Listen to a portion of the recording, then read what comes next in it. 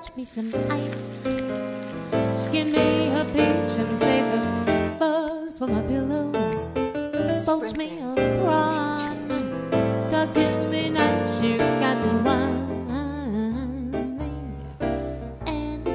me. Anytime I'm getting hungry, peel me a grape. I'm Laura Bonicelli, and we are cooking with Italian style. It's not always fast, it's not always easy, and it's not always Italian. We use the freshest and finest ingredients that we can find and afford, and we not only savor the meals we make, but we savor making them. That is cooking with Italian style.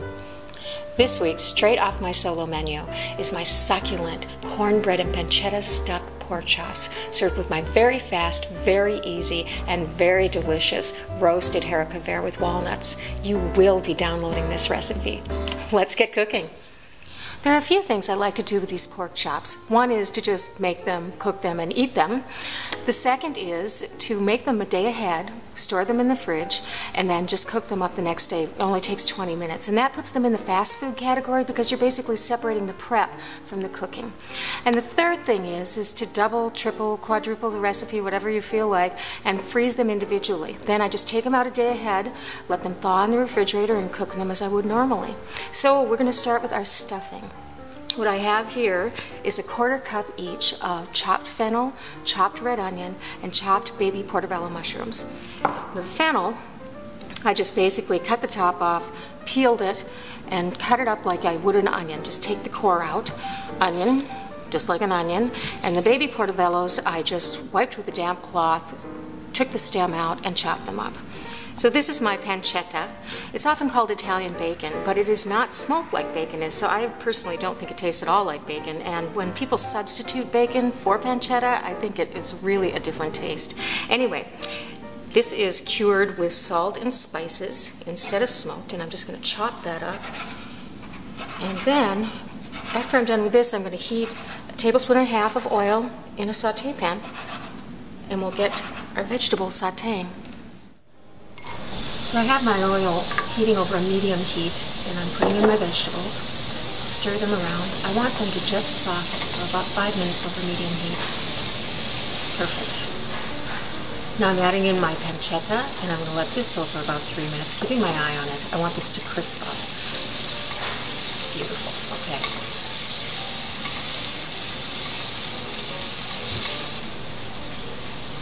Oh, that smells fantastic, that pancetta and onion together. Now I'm going to cut the heat on this, set it aside, and we'll put our stuffing together. To finish off my stuffing, I'm taking a corn muffin, which I have in my freezer. I thawed it out, and just crumbling it up. And this is going to work out to be roughly 1/2 cup of cornbread. You could use cornbread if you wanted to. And I'm going to include my cornbread recipe for you, or my corn muffin recipe for you. There we go, just like that. And then to that we add our sauteed vegetables and pancetta. And this is a pinch of sage and a pinch of dried thyme, both dried, and then just a little bit of pepper. You'll notice that I am not going to add any salt to this because the pancetta has enough salt. We don't want to get it too salty. We'll just stir that up. Okay, now for our pork chops, I'm going to take one of these, and I have here a very sharp fillet knife. I'm just going to make an incision right in the center of the side, toward the bone. Now working to the left horizontally, and making sure that I don't cut through the whole thing, I just am making a pocket. And then I turn the knife around, put it back in the same hole, and do the same thing going the other way. Again, being careful not to cut all the way through. Perfect. Okay, and now, just to make sure that I actually did get this opened up completely, I just take my finger and run it through. That helps create the space as well. And now I take my stuffing. Now here's the messy part. And there's nothing to be done about that. You just have to work slowly here and stuffing into this little hole. One of the reasons I like to do this way is because it's inside the meat and it's not, you know, like in a butterfly chop. It stays so nice and moist. Okay, we're getting nice and plump here. We're almost finished with this one.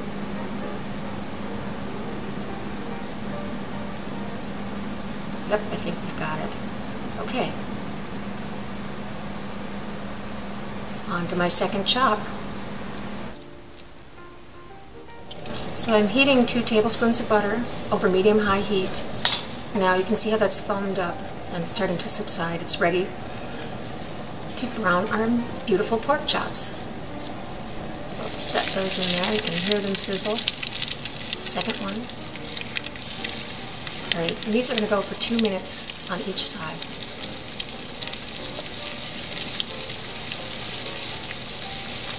All right, checking. Yep, we are ready to go. Let's just flip this over.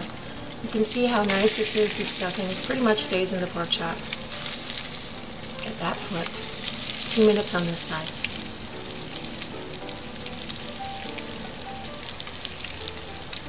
Okay, now I'm going to just take these out of here and use some paper towels to get rid of the butter in the pan. We don't need it anymore and it's too brown. All right, now I'm putting them back in. You can see that pan is still quite hot.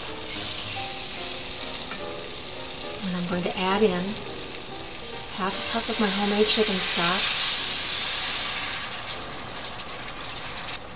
and 1/3 of a cup of apple cider vinegar.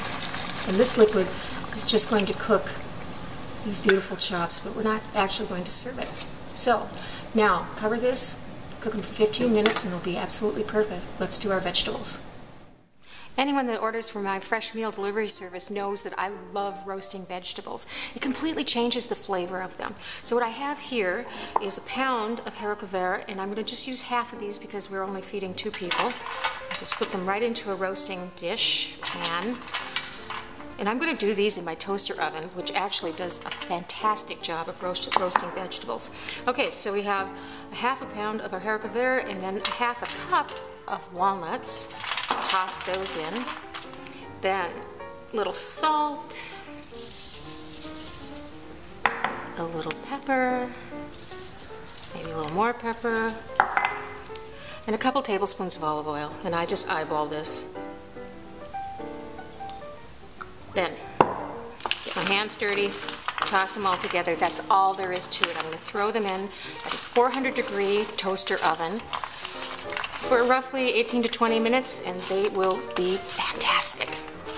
Okay, when this is all done, we'll be ready to plate. So everything is out and ready to go, and the timing was absolutely perfect. My meat has been sitting here for about 10 minutes, which is just what you want. You want the juices to redistribute and let it settle down a bit before you serve it. It's pretty much that way with any meat that you serve. And my haricot vert and walnuts are perfectly done. Remember to stir them every once in a while you're roasting them, and watch the walnuts. You don't want them to burn. So everything is set, and I can smell the nuttiness of those walnuts, and I can smell the sharpness of that apple cider vinegar. I cannot wait to eat this. So, here I go. I'm just lifting our pork chop onto the plate. See how plump? Oh, that is just beautiful. It's going to be so moist cooking in that liquid. Now here are haricot vert. You could brown these even a little more if you wanted to. I like them kind of when they're this color, but oh, just beautiful. Maybe a little bit more. Great. So now I'm going to cut into this just so you can see that all that work was worth it. Surprise! I really hope you enjoy making my cornbread and pancetta stuffed pork chops with roasted haricot vert and walnuts. Please check out my website for solo programs and more cooking videos. And bon appetito!